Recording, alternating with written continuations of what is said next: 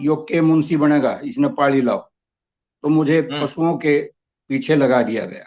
हमारे जो बुजुर्ग थे, दादा थे या पिताजी थे, ताऊ जी थे, वो ये कहा करते कि आजकल की पीढ़ी जो है ये बड़ी बदल गई है, बड़ी ये बदतमीज हैं, ये हम कहना नहीं मानते हैं, हम तो ऐसे थे। तो मैं बड़ी विनम्रता से कहना चाहता हूं कि वो झूठ बोल रहे हैं। नाज अदा अंदाजों से अब पीना पिलाना दूर हुआ, अब तो केवल फर्ज अदाई कर देती है मधुशाला। जैसे पत्थर पर छेनी मारने से चिंगारियां निकलती हैं, वैसे ही जब अनुभूतियां प्रबल हो जाती हैं, तब हृदय से कविता निकलती है। दुख तकलीफों की मुझ पर हमेशा कृपा रही है, बहार छाई हम्म। रही कष्टों की दुखों की। क्यों? क्योंकि 5 साल की मेरी जब उम्र थी तो मेरी माता जी का देहांत हो गया। साथियों, आज हमारे YouTube चैनल पर रोहतक से वरिष्ठ साहित्यकार हैं श्री पूर्णचंद शर्मा जी। श्री पूर्णचंद शर्मा जी, जिनका जन्म 1 दिसंबर 1946 को गांव किरोड़ी हिसार में हुआ और लगातार पिछले 48 वर्षों से लेखन कार्य में संलग्न हैं। बहुत बार सम्मानित इनको किया जा चुका है और वर्तमान में अभी कुछ दिन पहले ही हरियाणा साहित्य अकादमी के द्वारा महाकवि सूरदास आजीवन साहित्य साधना सम्मान 2017 के लिए पूर्णचंद शर्मा जी को दिया गया है। तो सबसे पहले मैं अपनी ओर से और अपने दर्शकों की ओर से शर्मा जी आपको हार्दिक बधाई देता हूँ। भाई बहुत बहुत धन्यवाद। ये सब आपकी शुभकामनाओं का परिणाम है। मित्रजन जो हैं उनकी शुभकामनाएं मिलती हैं तो जीवन में सफलता मिलती है। जी शर्मा जी, शुरुआत करते हैं। और सबसे पहले, जैसे जीवन की शुरुआत बचपन से परिवार से मानी गई है, तो किसी भी सफल व्यक्तित्व की शुरुआत भी हम परिवार से, बचपन से मानते हैं। तो हम चाहेंगे आप हमारे दर्शकों को अपने पारिवारिक पृष्ठभूमि के बारे में बताइए।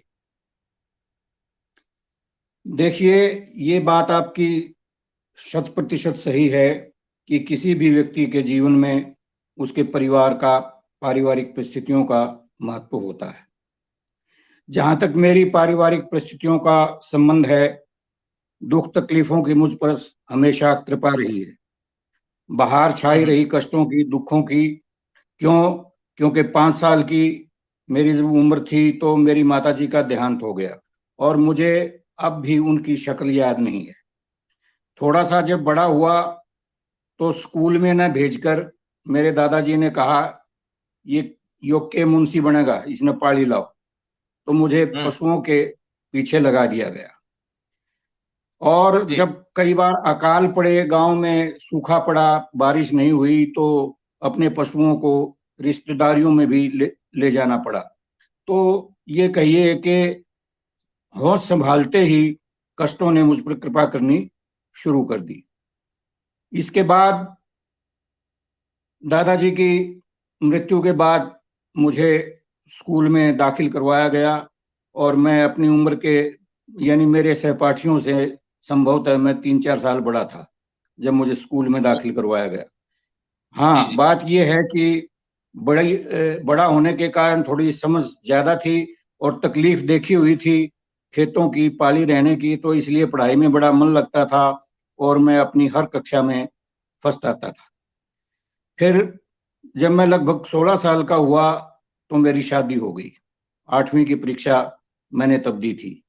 इससे जी। पहले मैं रतन की परीक्षा पास कर चुका था और 10वीं करने से पहले मैंने प्रभाकर पास कर ली थी। 10वीं में मेरी मेरिट लिस्ट आई। कई कॉलेजों से मेरे पास पत्र आए कि भाई आपको हम ये सुविधाएं देंगे। दयानंद कॉलेज हिसार में मैंने प्रवेश लिया। जी। यहाँ मेरी फीस माफ थी, 125 महीना मुझे उस वक्त ओपन स्कॉलरशिप मिलता था, हॉस्टल फ्री था, खाना फ्री था। लेकिन फिर भी क्योंकि शादी हो चुकी थी तो कुछ जिम्मेवारियों ने मुझे घेर लिया था। उसी वक्त हमारे एक शास्त्री जी थे, उन्होंने मुझे संदेश भेजा कि एसएस बोर्ड में इंटरव्यू है और आप वहां चले जाइए। चंडीगढ़ में गया, इंटरव्यू की डेट भी जा चुकी थी। पहुंचा तो जब उन्होंने पूछा भाई आपके नंबर कितने हैं, तो मैंने बताया 682, 682। तो वो कहने लगे आप क्या करोगे, ये क्लर्क की तो आपको कभी भी मिल जाएगी, आप वापस चले जाओ। तो मैंने कहा नहीं सर, मैं तो अब आ गया हूँ। तो उन्होंने कहा कि सामने पोस्ट ऑफिस है, यहाँ से 10 रुपए का पोस्टल ऑर्डर ले आओ, फार्म भरो और कल तुम्हारा इंटरव्यू हो जाएगा।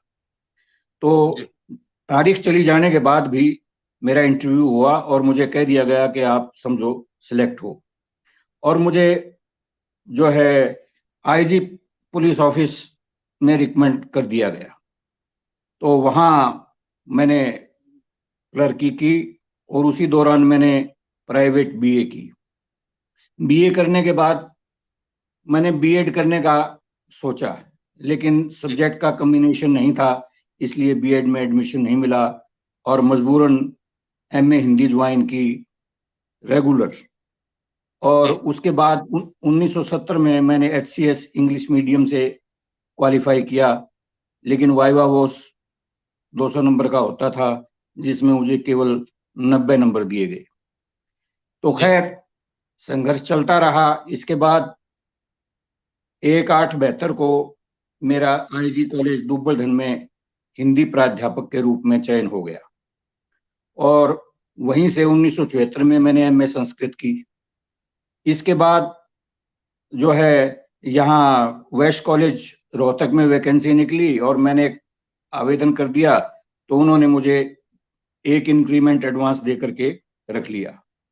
इसके बाद 1978 में मैंने कुरुक्षेत्र विश्वविद्यालय से पीएचडी की परीक्षा पास की, और फिर 1995 में मैं रीडर के रूप में मेरा चयन हो गया महर्षि दयानंद यूनिवर्सिटी में, और वहां से 2006 में मैं एज प्रोफेसर वहां से रिटायर हुआ। तो ये तो रहा मेरा एक तरह से पारिवारिक और शैक्षणिक परिवेश। जी। तो शर्मा जी, आप, ये तो बात परिवार की रही, शिक्षा की रही, समाज का भी एक बहुत बड़ा योगदान होता है। और उस दौर की, जैसे आपका जन्म 1946 में हुआ, तो मैं बात कर रहा हूँ 1960 के आसपास की। जब व्यक्ति युवावस्था में आप होंगे, तो उस दौरान आपके समझ में आ रहा होगा किस तरह का परिवेश था आज को देखते हुए, सामाजिक हालात कैसे थे, सामाजिक परिस्थितियां कैसी थी?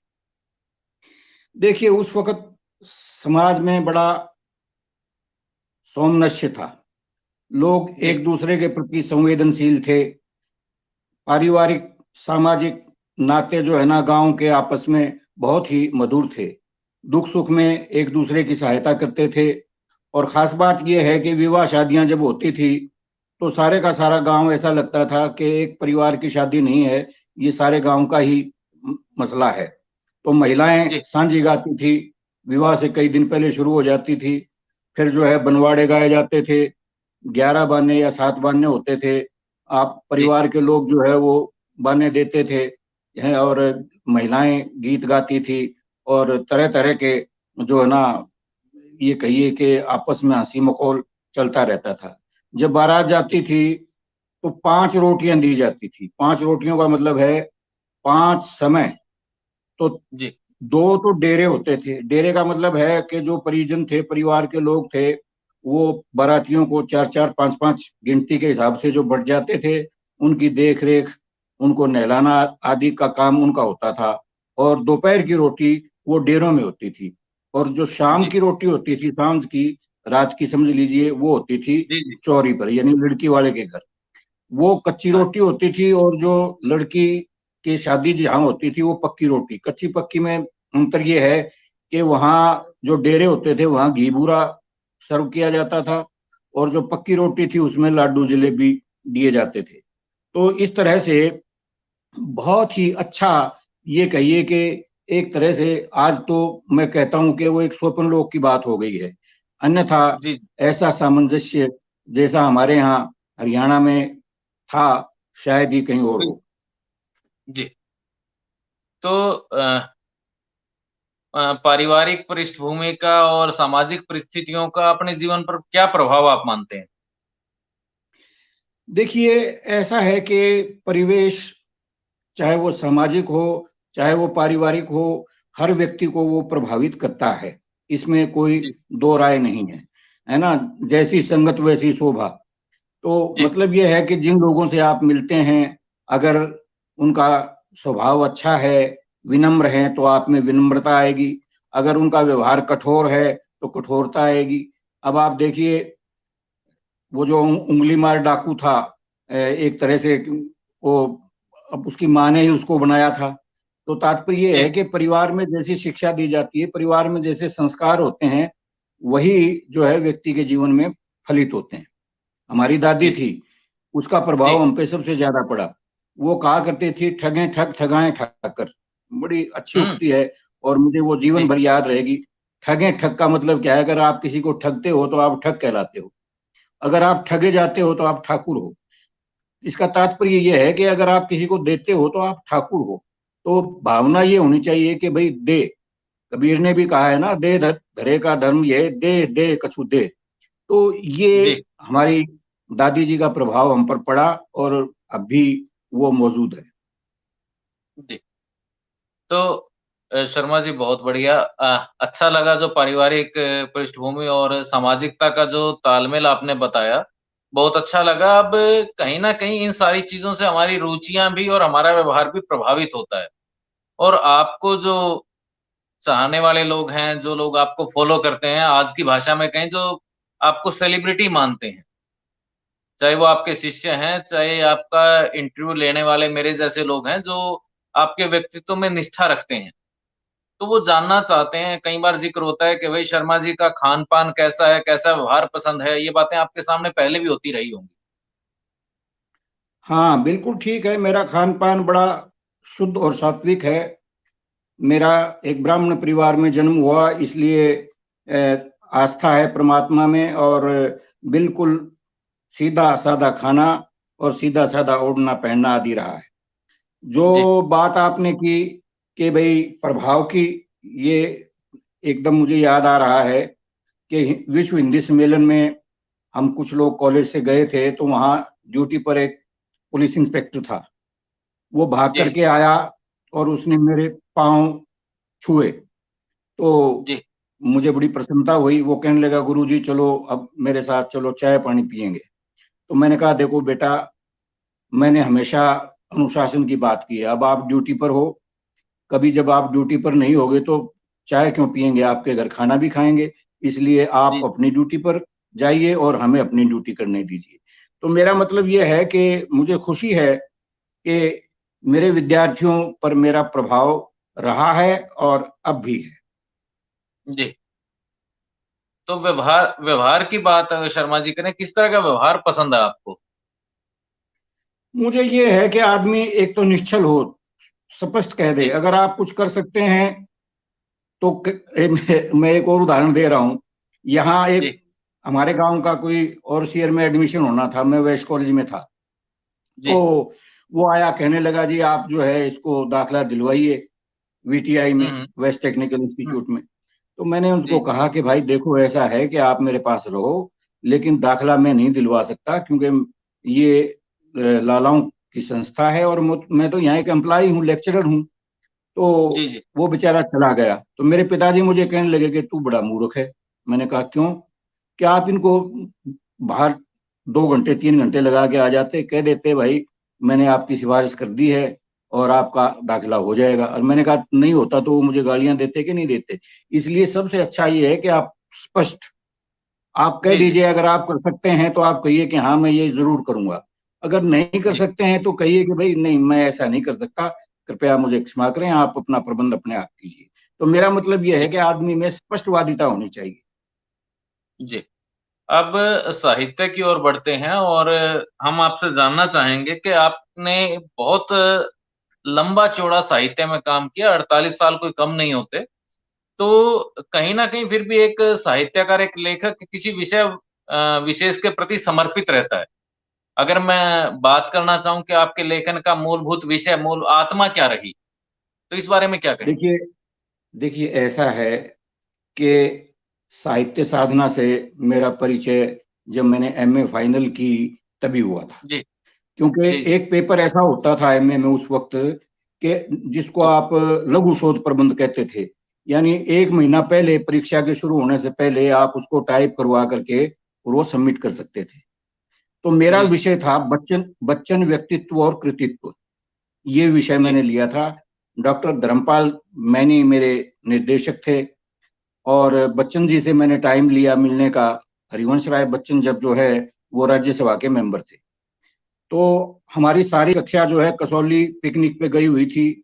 सारे लोग तो लौट आए और मैं सीधा दिल्ली चला गया। तो राज्यसभा जी के मेंबर होने के नाते उनको वहां सरकारी कोठी मिली हुई थी, तो मैं गया। जाकर के मैंने बेल बजाई। बच्चन जी सफेद कुर्ता पजामा पहने हुए छोटे से कद के बाहर आए। हाँ, तो कहने लगे कहाँ से आए हो? मैंने कहा सर चंडीगढ़ से आया हूँ। क्यों आए हो? मैंने कहा सर वो मैंने आपसे टाइम लिया था, साक्षात्कार करना है आपसे। तो उन्होंने कहा नहीं, मैंने तो आपको आज का टाइम नहीं दिया था। मैंने कहा सर आज का ही टाइम दिया था। तो कहने लगे वो पत्र लाए हो? तो मैंने कहा सर पत्र तो जो है वो हॉस्टल में रह गया। तो हम्म कहने लगे नहीं, मैंने तो कल का टाइम दिया था आपको, आज का टाइम नहीं दिया था। तो मैंने कहा सर ऐसा है कि मैं तो चलो आप कह रहे हैं तो एक ही दिन पहले आया हूँ, आप तो एक कवि सम्मेलन में एक महीना पहले पहुंच गए थे। जाना तो था 15 अक्टूबर को और पहुंच गए 15 सितंबर को। तो वो बड़े हंसे हम्म। और फिर कहने लगे कि चलो आ ही गए हो तो आओ बैठो। तो फिर मैंने जी उनसे जैसे आप मुझसे पूछ रहे हैं तो सवाल पूछने तैयार शुरू किए। कुछ जी सवालों का जवाब उन्होंने दिया, कुछ का कहा कि ये मेरा व्यक्तिगत सवाल है, मैं इस पर कोई टिप्पणी नहीं करना चाहता। तो फिर जी जी मैंने उनसे पूछा कि आपकी जो, क्योंकि मैंने उनकी सारी किताबें पढ़ ली थी, पढ़ के मैं गया हम्म। था। तो मैंने कहा एक वक्त तो आप लिखते थे मधुशाला मधुबाला मधु कलश, नाज अदा अंदाजों से अब पीना पिलाना दूर हुआ, अब तो केवल फर्ज अदाई कर देती है मधुशाला। और हम्म आपकी जो किताब अभी नई आई है कट्टी प्रतिमाओं की आवाज, उसकी एक कविता है, चच्चा चच्चा चच्चा, चच्चा में कुछ नहीं बच्चा, झुके हुए कमान है, चच्ची को सलाम है। हम्म। तो मुझे कहने लगे कि आपकी उम्र क्या है? मैंने कहा सर जी मेरी उम्र है 23 वर्ष। तो मुझे कहने लगे आपको गुब्बारे अच्छे लगते हैं? मैंने कहा सर गुब्बारे तो अच्छे नहीं लगते। तो कहने लगे एक समय ऐसा भी था कि अब आप गुब्बारों के लिए लड़ पड़ते होगे। तो मैंने कहा हाँ जरूर था सर। तो वो कहने लगे भाई अब मैं 65 वर्ष का बूढ़ा हो गया हूँ, आप मुझसे ऐसी कैसी अपेक्षा करेंगे कि मैं वही कविताएं लिखूं जो जवानी में लिखता था। तो जी फिर मैंने कहा कि आपको जो है कविता लिखने की प्रेरणा कहाँ से मिली? उनसे मैंने हम्म पूछा। तो उन्होंने कहा कि जैसे पत्थर पर छेनी मारने से चिंगारियां निकलती हैं, वैसे ही जब अनुभूतियां सबल हो जाती हैं, प्रबल हो जाती हैं, तब हृदय से कविता निकलती है।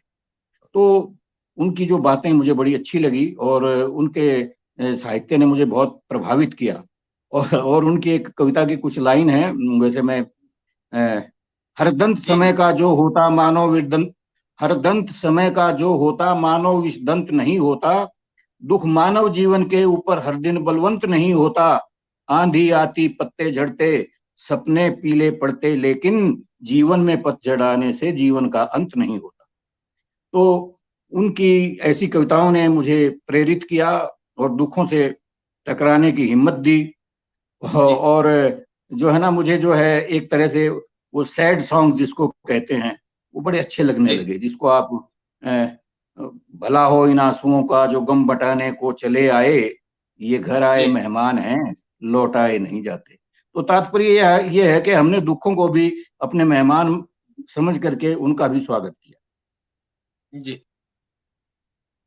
तो इसके बाद जो आपने लिखा, वो तो बात आपने बता दी कि प्रेरणा वहां से मिली, लेकिन अपने लेखन में, अपने इस विषय को लेखन में जो आपने बताया वहां से प्रेरणा मिली, और अपनी उम्र के हिसाब से जो आपने लिखा है, वक्त के साथ साथ आगे बढ़ते हुए आप खुद को कितना सफल उसमें मानते हैं? देखिए ऐसा है कि मेरे एक मित्र हैं डॉक्टर सूरज भान जी, उम्र में मुझसे लगभग 10 साल बड़े हैं और वो मेरे गुरु जी भाई हैं। तो जी जी जब मैं यहाँ 1975 में रोहतक में आया तो वो मुझे डॉक्टर राजदेव सिंह जी के पास ले गए। डॉक्टर राजदेव सिंह जी हमारे गुरु हैं, उन्होंने हमें पीएचडी करवाई। उन्होंने मुझसे रुचि पूछी कि आपकी रुचि किसमें है? तो मैंने बताया जी जी मेरी रुचि तो हरियाणा के सांगों में है। तो उन्होंने मुझे विषय दिया हरियाणा की लोक धर्मी नाट्य परंपरा। तो जी उनके निर्देशन में मैंने ये अपना शोध प्रबंध लिखा और 1978 में मुझे इस पर पीएचडी की उपाधि मिली। और ये पहला थीसिस था जो हरियाणा साहित्य अकादमी ने प्रकाशित किया। तो इसके बाद तो फिर ऐसी ललक लगी, कुछ डॉक्टर साहब जैसे बच्चों को प्रेरित करते हैं वैसे मुझे भी हर बार ये पूछते थे, नया क्या लिखा, अब क्या कर रहे हो, रेडियो स्टेशन जाओ। 1976 में रेडियो स्टेशन बना था, तो मैं उनके कहने से गया। तो मेरी वार्ता जो है उन्होंने कहा कि आप 4 दिन के बाद आइए, आपकी वार्ता रिकॉर्ड करेंगे। और वो हरियाणा के लोक नाटकों पर मेरी वार्ता उन्होंने रिकॉर्ड की, और वो वार्ता 31 दिसंबर को, ये जो चुनी हुई वार्ताएं हैं उनमें सुनाते हैं, तो वो आकाशवाणी के दिल्ली केंद्र से भी वो प्रसारित की गई। तो तात्पर्य ये क्या है कि लोक साहित्य में मेरी बचपन से रुचि रही, और लोक साहित्य में ही मैंने ज्यादातर अपना जो साहित्य सृजन किया है। जी। तो लोक साहित्य की ये बात चली है शर्मा जी, तो लोक साहित्य की जो विशिष्ट उपलब्धियां जिनको आप मानते हो, मैं चाहूंगा कि उनका जिक्र आप एक बार करें। देखिए, लोक साहित्य के संबंध में मैं एक बात स्पष्ट कर दूं कि सारे का सारा साहित्य लोकोद्भूत है। लोक सिद्धम भवेत सिद्धम, आचार्य भरत मुनि ने यह कहा है, लोक सिद्धम भवेत सिद्धम। लोक प्रमाण से बड़ा कोई प्रमाण नहीं है, और लोक ज्ञान से बड़ा कोई ज्ञान नहीं है। कोई भी चीज हो पहले लोक में उद्भूत होती है, और उसके बाद वो शिष्ट साहित्य में जाती है। इसलिए कोई भी विधा हो, इस पर हमारी अखबार में भी काफी जो है ना, ये कहिए कि वाद विवाद चला था। जब मुझे पहला पुरस्कार मिला, लक्ष्मीचंद पुरस्कार, तो अखबार वाले मेरे पास यहाँ घर इंटरव्यू करने आए। तो मैंने उनको बताया कि भाई, कोई भी साहित्य हो, आप वेदों को ले लीजिए, वेद भी मूलतः लोक साहित्य ही थे, लोकगीत थे। और चुने हुए जो ऋचाएं थी उनमें से उनको संपादित कर दिया, क्योंकि वेदों का एक नाम है श्रुति। श्रुति का मतलब होता है जो सुन करके याद किया जाए। तो इस पर लोगों ने बड़ा बवाल खड़ा कर दिया कि जी ये तो जो है ना वेदों की तौहीन है, और ये पुरस्कार इनका वापस लिया जाना चाहिए। तो मैंने वही उसी अखबार में जिसमें ये आलोचना आई थी बड़ा ठोक करके लिखा, और मैंने प्रमाण दिए कि डॉक्टर हजारी प्रसाद द्विवेदी ने ये कहा, अमुक व्यक्ति ने ये कहा। तो लोक साहित्य या लोक ज्ञान तो कच्चे दूध की तरह पौष्टिक और पवित्र है। सारे उसी से, लोक ज्ञान से, उसी से आप कच्चे दूध से आप मलाई ले लीजिए, लस्सी ले लीजिए, दही ले लीजिए, घी बना लीजिए। इसी तरह सारे की सारी जो पृष्ठभूमि है, चाहे हमारी लोक कथाएं हैं, चाहे हमारे लोकगीत हैं, चाहे हमारे लोक नाटक हैं, उन सब का आधार लोक साहित्य है। और समय समय पर परिवर्तन के अनुसार वो बदलता रहा है। जी। तो मेरा प्रश्न शर्मा जी ये था कि लोक साहित्य में क्या क्या आपने काम किया है, क्या क्या आपकी उपलब्धियां हैं, उसके ऊपर आप थोड़ा प्रकाश डालें। जैसे सांग की आपने बात की थी।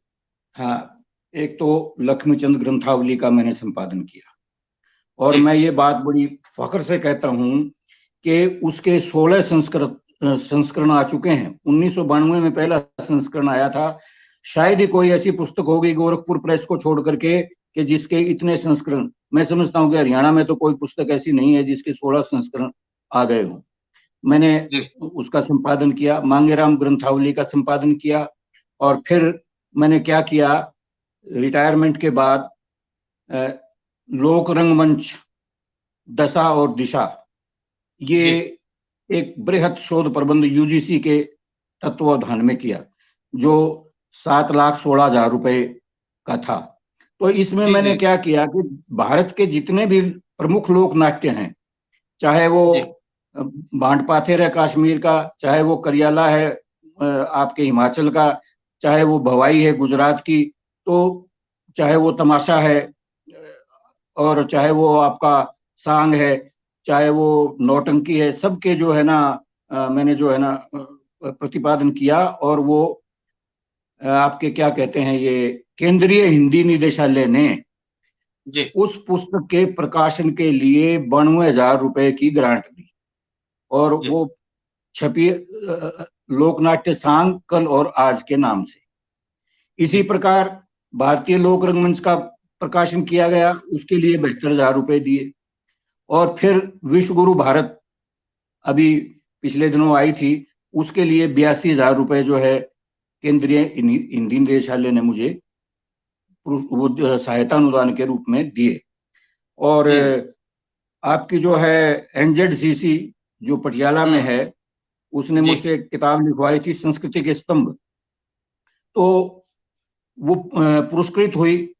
और मेरी 4 किताबें जो है ना हरियाणा साहित्य अकादमी द्वारा पुरस्कृत हो चुकी हैं। अब तक 27 जी किताबें लिखी जा चुकी हैं। अब आप ये जी पूछ जी सकते हैं कि जी ये क्या मतलब, आपकी 4 ही क्यों जो है पुरस्कृत हुई और क्यों नहीं हुई?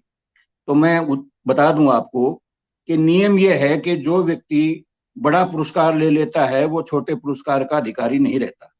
अन्यथा तो मैं जी ये कहूंगा कि मेरी जिन किताबों को पुरस्कार मिला है, बाद में आने वाली किताबें उनसे ज्यादा श्रेष्ठ हैं।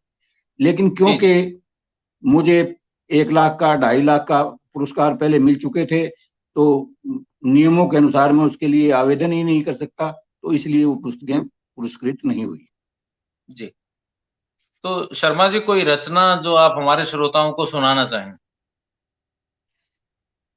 देखिए, ऐसा है कि वैसे तो मैंने बहुत सी कविताएं लिखी हैं, पर जी इस वक्त क्योंकि जबानी तो कोई याद नहीं है, लेकिन क्या बनाया जा रहा है, आज के इंसान को शैतान का बुर्का पहनाया जा रहा है, मानवता के द्वार पर दानवता के द्वार पर मानवता को दासी लगाया जा रहा है, संप्रदायों के सदन में भटकता है धर्मराही, ओगा पंथी कर रहे हैं आज अपने मन की चाही, ईमान को पाखंड की पिचकार में भरकर चलाया जा रहा है, आज के इंसान को शैतान का बुर्का पहनाया जा रहा है। तो ये एक स्टेंजा उस कविता का मैंने आपको सुना दिया। सारी कविता तो मुझे जबानी याद नहीं जी है। जी जी जी, बहुत बढ़िया। अच्छा, शर्मा जी, किन किन विधाओं पर आपने लिखा है? देखिए, वैसे मूलतः मैं सबसे पहले लिखता था कविता, जी और कविता में 1967 में मेरी पहली कविता आ गया है उसका राज जी पंचायती राज हरियाणा की एक पत्रिका में प्रकाशित हुई थी। और उस समय हम्म। मुझे पारिश्रमिक के रूप में केवल 10 रुपए मिले थे।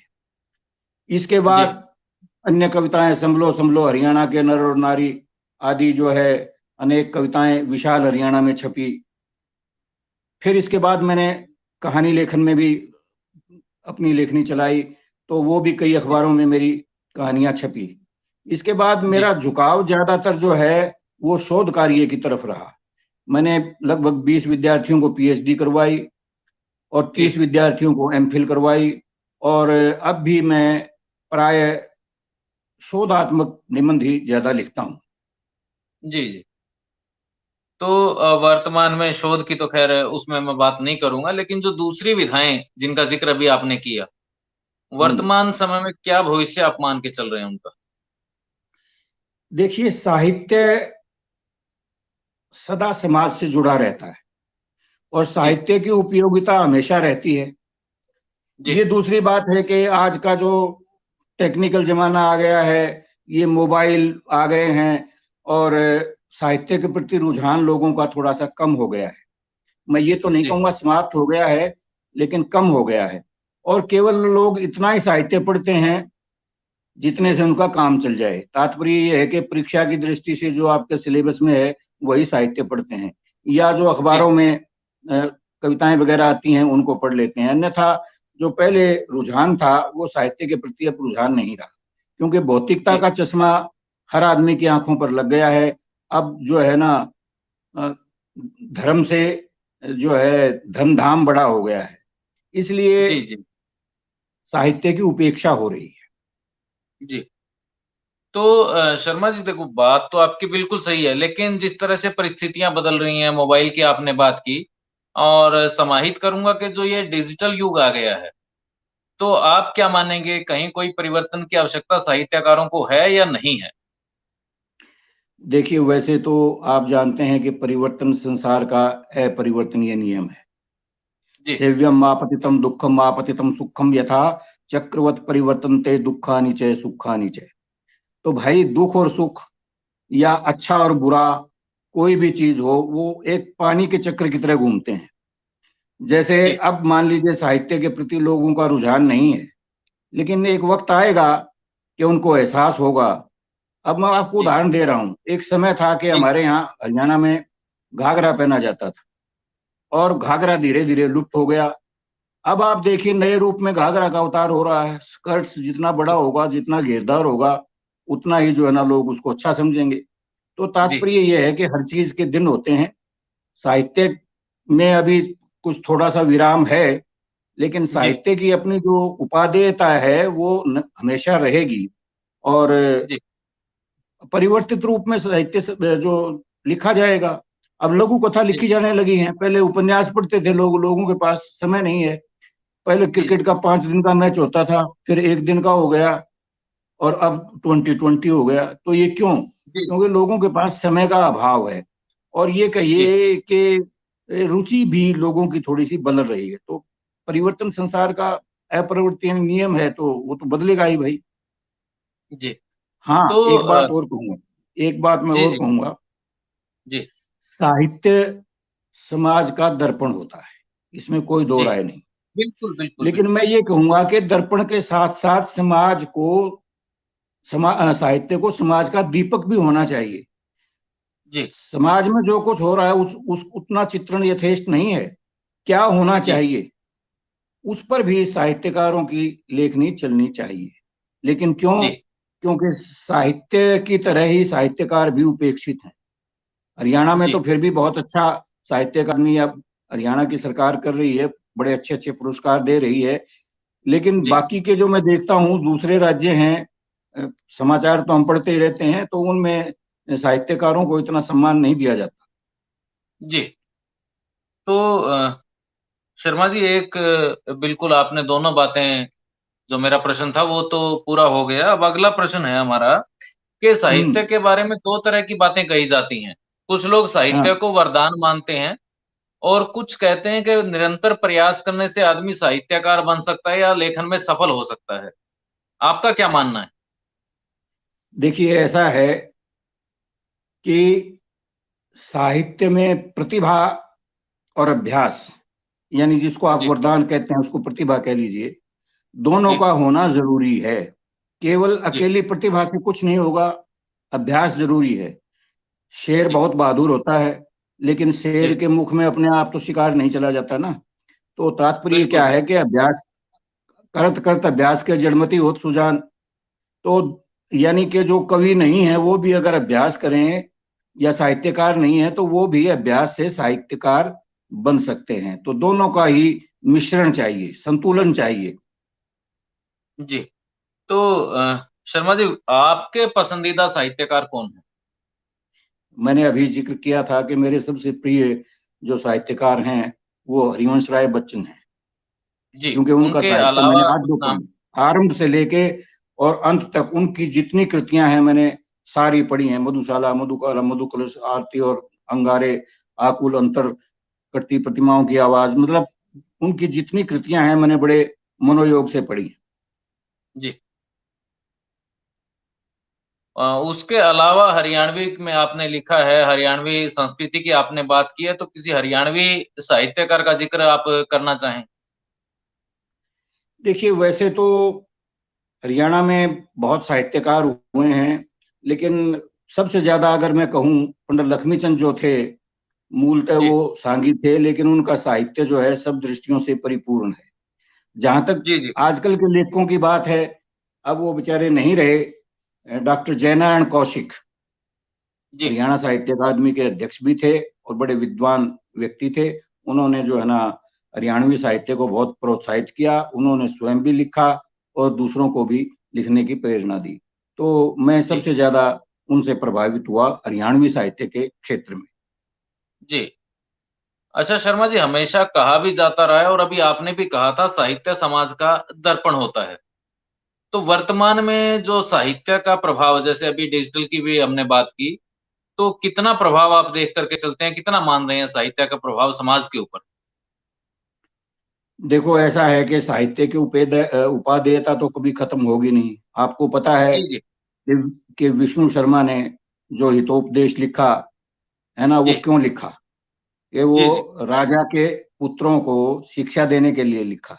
तो जी ये साहित्य का जो उद्देश्य है वो कांता सम्मत यानी जैसे प्रिय अपनी पत्नी जैसे पति को कहती है और वो उसकी बात मानता है, ऐसे ही जो बात हम साहित्य के माध्यम से कहते हैं उसका प्रभाव पाठकों पर या समाज पर अपेक्षाकृत अधिक पड़ता है।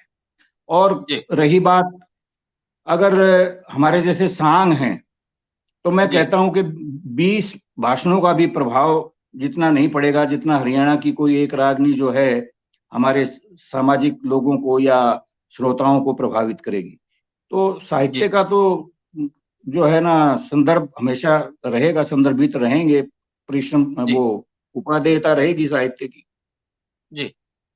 अच्छा शर्मा जी, कोई ऐसी उपलब्धि या कोई जीवन की ऐसी घटना जो आप मानते हैं कि आपके जीवन को परिवर्तित कर देने वाली थी, या यहाँ जिक्र किया जाना आपको उचित लगे? देखिए वैसे तो व्यक्ति के जीवन में अनेक मोड़ आते हैं, जी लेकिन लिखने में जो मुझे प्रेरणा मिली यानी साहित्यकार बनने की और मुझे जो प्रेरणा मिली वो हमारे गुरुदेव राजदेव सिंह जी थे। जी। चाहे मैं बच्चों वाला हो गया था, शादी हो गई थी, हम्म। कई बच्चे हो गए थे, लेकिन फिर भी अब वो नहीं है, स्वर्गवासी हैं, मैं उनको सत सत प्रणाम करता हूँ। वो जी जब भी मिलते थे वो ये पूछते थे आपने नया क्या किया है, अगर नहीं किया तो क्यों नहीं किया है। तो वो जी मुझे जैसे अपना प्राइमरी स्कूल का विद्यार्थी होता है इस तरह से डांटते थे और मुझे उनकी डांट बड़ी अच्छी लगती थी। और मैं ये समझता हूँ कि ये उनकी डांट का ही परिणाम है जो आज मैं इतना साहित्य को दे पाया हूँ, इतने विद्यार्थियों को दे पाया हूँ। तो सबसे ज्यादा प्रभावित मुझे गुरुदेव जो है राजदेव सिंह जी ने किया। जी।